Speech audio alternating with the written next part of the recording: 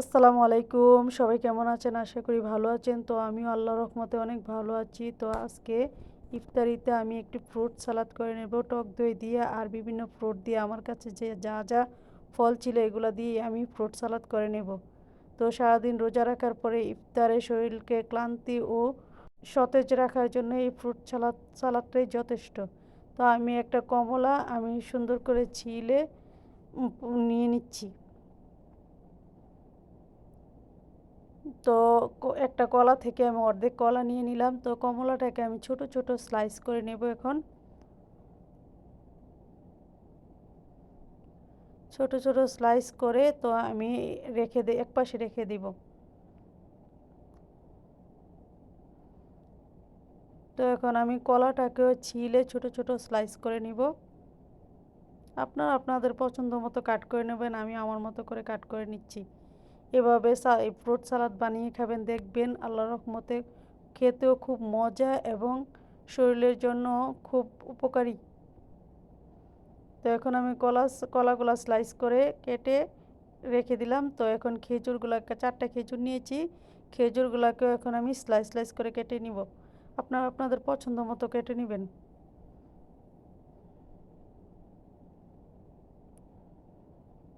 খেজুরগুলো একদম নরম ছিল, তাই কাটতে একটু অসুবিধা হচ্ছিল আর কি। তো এখানে একটা আলু বোখরা ছিল, এটা আমি দিব না।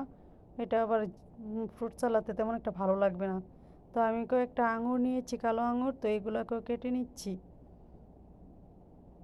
ছোট ছোট টুকরা করে নিচ্ছি। নিয়ে আমি সবগুলাকে এক সাইডে রেখে এখন আমি টক দই নিয়ে নিব 200 গ্রাম। 200 গ্রাম টক দইয়ের সাথে আমি 1 চামচ চিনি দিয়েছি আর 1 চিমটি লবণ দিয়ে দিলাম। দিয়ে আমি একে একে ফ্রুটগুলা দিয়ে দেব। প্রথমে নিয়ে নিচ্ছি কমলার স্লাইসগুলা, তারপর ব্যানানার স্লাইসগুলা নিয়ে নিলাম, তারপর দিয়ে দিলাম খেজুরের স্লাইসগুলা, দিয়ে আঙুরগুলো দিয়ে আমি সবগুলাকে একসাথে ভালোভাবে মিক্স করে নিব। মিক্স করে আমি ইফতারের পর খেয়ে নেব আর কি। তো এটা ফ্রিজে রাখলে সবচেয়ে ভালো হয়, অনেক মজা লাগে। ঠান্ডা ঠান্ডা, একটু মিষ্টি, একটু টক টক, একটু ঠান্ডা, মানে খুবই ভালো লাগে। সব কিছুর কম্বিনেশন খুবই মজাদার। আপনারা এইভাবে ট্রাই করে দেখবেন, মাশাল্লাহ অনেক মজা এটা খেতে এবং শরীরে অনেক শক্তি যোগায় এটা খেলে। তো আমার মতো এবার ট্রাই করবেন। সবাই ভালো থাকবেন। আল্লাহ হাফেজ। আসসালামু আলাইকুম।